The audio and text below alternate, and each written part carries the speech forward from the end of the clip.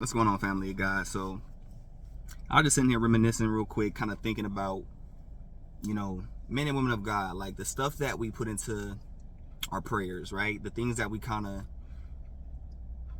ask the hand of God to do in our lives. And then when he goes and does it, how we react in a negative way, or how we run from it, or how we just maybe kind of jump the gun with our prayers before we are actually ready for what we're praying for.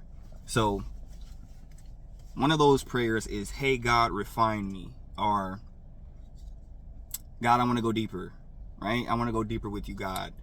Search me, God. Search me, oh Lord. Like in the book of Psalms, when David said, search me, God, to see if there's anything inside of me that is not of you or that goes against you.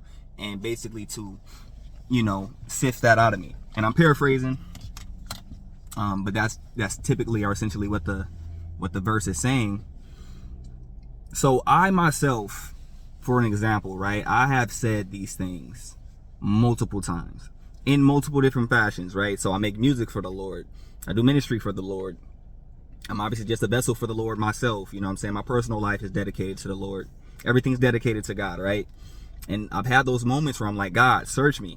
If there's anything inside of me, take it out. And I've had those moments where I'm like, sanctify me. I literally just dropped an album this year, and it is called Refine Me, Lord. The whole entire album is talking about, God, refine me. I want to be the best version of myself. Prune me. Take these things out of me. I want to be the best version. Now, to pursue righteousness is the best and the most honorable pursuit that anybody can ever have, period. I don't care what nobody say. To pursue righteousness is the best pursuit. But when you start saying stuff like that, just understand what's going to come with that. And understand that it's not to harm you. It's not to hurt you. It is to get you to where you are praying to be to, right? So if you hit God with the refine me, Lord, search me, Lord, prune me, Lord, that pruning is going to hurt, man, depending on what needs to be pruned, right? That refinement is going to hurt depending on what needs to be refined. You have to be willing and ready to go through that fire that you're asking God to put you through, and be as limited as possible with your negative responses. You have to be, because you have to understand, you asked for this, right? You asked the hand of God to put you in position. You asked the hand of God to use you. You asked the hand of God to refine you. And so he's going to do that. But if sex is an issue, to refine you out of sex, sometimes he may put you in a very, very damning position.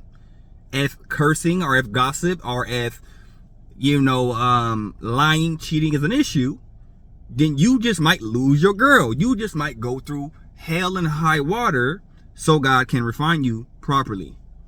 So I just say that to say, like, I'm not saying don't pray these prayers, but what I'm saying is be ready to endure these processes that comes with these huge prayers. God's going to answer your prayer. You're essentially saying, God, I want to be chosen. I don't want to just be called. He's calling many people, but very few are chosen, right? And that's because they can't answer the call. It's just that simple. They can't answer the call, so they're not chosen. You are going to get put through trial after trial after trial.